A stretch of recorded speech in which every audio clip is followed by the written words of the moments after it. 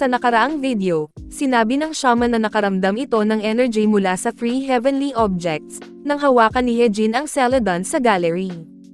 Humingi naman ang bida ng 3 araw, upang kumalap ng ebidensya tungkol sa teacup ng Seon Gallery. Naniniwala itong, ginamit ito ng sikat na Korean admiral na si Lee Sun-sin. Pero, bago natin ipagpatuloy ang kwento, shoutout muna sa inyong mga nanonood ng ating series. Maraming salamat sa suporta, lalo na sa ating mga Senpay tier members. Solid kayo. Balik sa istorya, napasigaw si Uncle Byung-guk na Admiral Lee Sun-sin.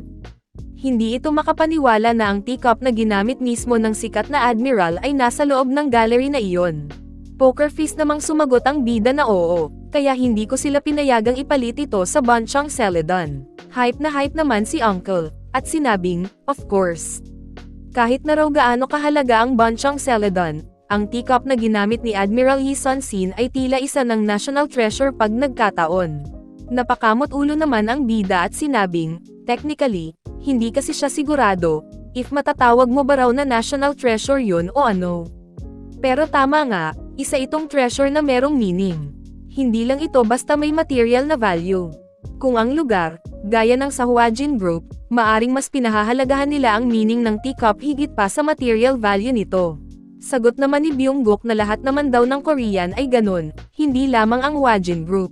Pero ang tanong, paano niya raw nalaman na ito ay pagmamay-ari ni Admiral Lee Yun-sin? Hindi naman makasagot si Hejin. Ayun pala, habang ina-appraise niya ito sa gallery, humingi siya ng tulong sa shaman. Kinuha nito ang mirror sa bulsa niya para matawag ito. At nang pasukin nga ng shaman ang teacup, nagulat si Hejin sa nakita niya. Ipinakita ang busy na si Admiral Lee Yun-sin. Tinuro ng shaman kay Hejin na ito raw ang may-ari ng teacup na yon. Kwinento nitong, merong time na sinakripisyo nito ang lahat-lahat para lamang sa laban nila sa mga Hapon, para sa kanilang bansa. Ikinagulat ito ng bida, ine-explain ng shaman ang istorya tungkol sa teacup na yon, pero this time, hindi na raw kailangan pa ng pagpapaliwanag. Dahil alam niya na kung sino ito, bata pa lamang siya. Sikat ang letter na iniwan nito noon na nagsasabing, if we go out to fight and stop them, with the readiness to die, we can definitely win.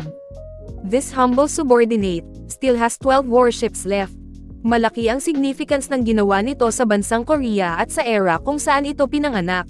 Nag-e-explain pa ang shaman, pero pinatigil na ito ni Hejin.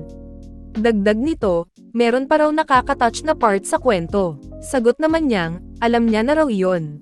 Habang tinititigan nito ang teacup, alam niyang wala ni isa sa Korea ang hindi nakakakilala kay Admiral Lee Sun-sin. Siguradong lahat ay masasabing napakahalaga ng mga gamit nito. Pero ang problema raw, wala kahit na anong ebidensya para mapatunayan ito sa kanila. Hindi niya alam paano sasabihin sa kanila na pagmamayari ito ng Admiral gayong walang kalakip na dokumento o pruweba. Kaya nga inabot lamang ito ng 5 minutes noong inappraise niya ang item. Inaya nito agad ang direktor para tignan ang Banchang Celadon sa kabilang gallery. Ang kailangan niya raw muna kasing gawin, ay ang maghanap ng ebidensya para patunayan ito.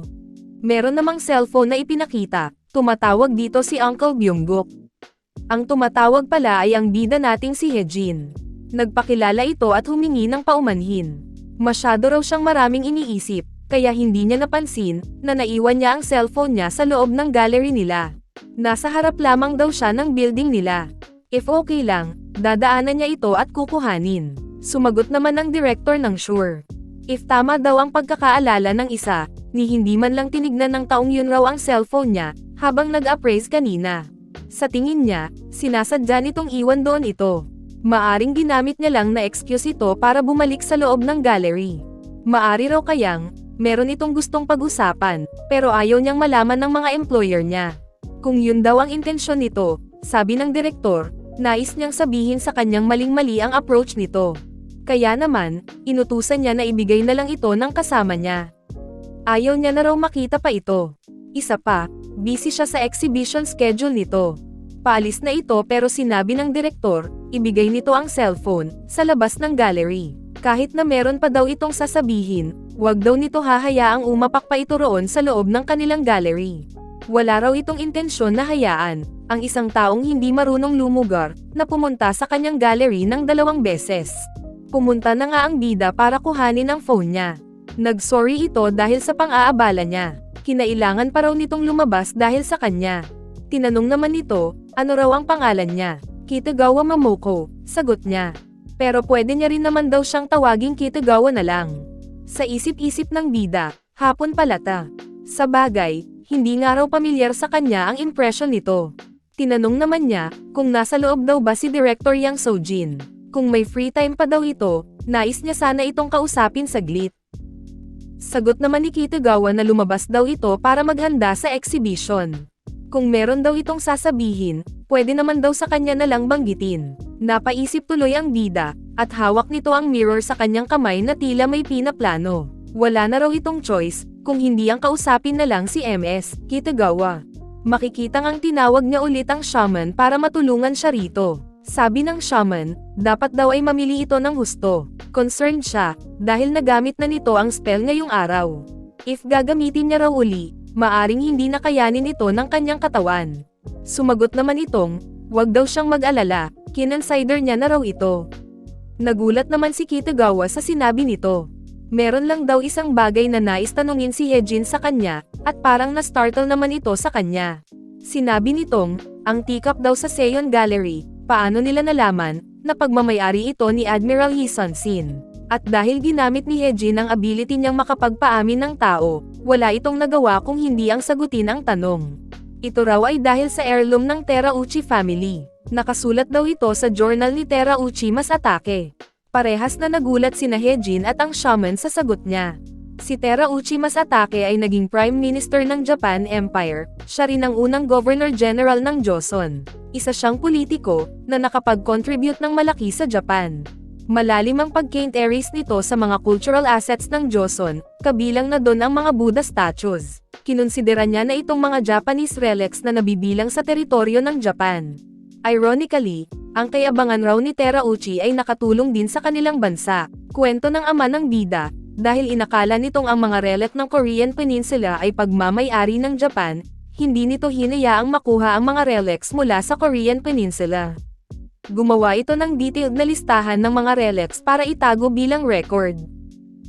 Tanong naman ng batang Hejin, dapat ba raw ay magpasalamat pa sila rito? Para lang daw itong yung nonsense na ang Joseon ay naging moderno dahil sa Japanese colonialism.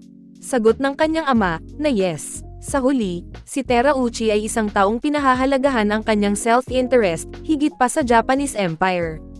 Dagdag nito, nabanggit niya di ba na gumawa ito ng elsitahan ng mga artifact. Habang ginagawa niya raw ito, ang records ng Korean ancient monuments, sinasadyang tanggalin ni Terauchi ang ilang mga artifacts sa listahan. Tinanggal nito ang mga artifacts na sa tingin niya ay mahalaga. At iyon, ay napunta sa kanyang possession, at hindi sa Japanese Empire. Ang mga artifacts na nakatala sa mga records at ang mga kinolekta nito para masatisty ang greed nito, ay kilala bilang Terauchi Collection. Although walang nakakaalam, ano ang mga size at composition ng mga ito, isang araw, lahat daw ng relics na iyon ay hindi na siya pinatapos ng batang Hejin sa sasabihin niya. Akala raw nito, merong interesting na ikwekwento ang ama niya. Kung ito lang raw ang ikwekwento niya, narinig niya na daw ito sa kanyang Uncle Byung-guk. Tinawag pa nga niya itong, a fairly famous urban legend among Tomb Raiders. Narinig nitong, ang mga university professors at Cultural Heritage Administration ay interesado lang nung una, pero eventually, dineni rin nila ito. Whether related daw ito sa record o hindi, wala daw silang tunay na ebidensya. Pabalang pa nitong sagot, masyadong marami pa silang dapat tignan at hanapin, so hindi na raw nila dapat hinahanap pa ang mga bagay-bagay na hindi naman nag-e-exist. Sagot ng ama nito, hindi naman daw, sa walang records. Nakatago lang daw, kaya walang makakita. Sinabi nitong, siguradong nag-e-exist ang Terauchi Collection. Hindi naman na-impress ang batang Hejin sa ama niya, yun na nga daw ang sinasabi niya. Hindi raw ito naiiba sa pagsabi na hindi ito nag-exist. Wala naman daw nakakita pa nito. Sagot naman niyang, ang lolo niya. Kahit na hindi nabuhay si Terauchi Masatake noon, sinabi nitong madalas daw nakadil ng lolo ni Hejin ang Terauchi family. Nagkaroon pa nga ito ng pagkakataon na tignan ang mga personal collections nito himself. Sabi-sabi pa nga, na mismong si Terauchi Masatake ay nagsulat ng journal, nang siya ay nabubuhay pa. Sa loob ng journal na iyon ay listahan ng mga artifact na nakuha niya at mga hindi pa. Kasama na din doon ang listahan ng mga nais niyang makuha sa hinaharap. Ang notebook na iyon daw ay pamana sa Terauchi family. At kahit nawala na ito, ang mga tao ni Masatake Terauchi ay hinahanap pa rin ito. Dagdag ng kanyang ama, ang mga relics na pagmamay-ari ng Terauchi family, ay hindi lamang lost heritage ng Korea, pero siya at ang lolo daw ni Haejin ay duty na maibalik ito sa Korea. Kaya naman, sinabi nitong, nais niyang makuha ang mga artifacts na ito, anuman ang mangyari. Noong February 17, 1911, nakuha nito ang teacup mula sa mga ninuno ni Lee Sun-sin. Pero noong September 12, 1914, nawala ito noon nag-evacuate sila dahil sa sunog. Kaya naman, kailangan daw nila itong mahanap muli. Yun daw ang nakasulat sa journal ni Terauchi Masatake. At ang galing nga naman ng bida, caught on cam si Kitagawa. Tahimik lang nakikinig si Haejin at ang shaman, nang ikwento nito na meron din daw detailed description ng size at shape ng teacup na iyon. Hindi makapaniwala si Haejin, na totoo pala ang journal na iyon. Hindi pa siya naniniwala noong kwinento ito sa kanya, ng kanyang ama. Tila nawala na ang bisa ng ability kay Kitagawa, at nagulat ito nang makitang may camera na nakatutok sa kanya.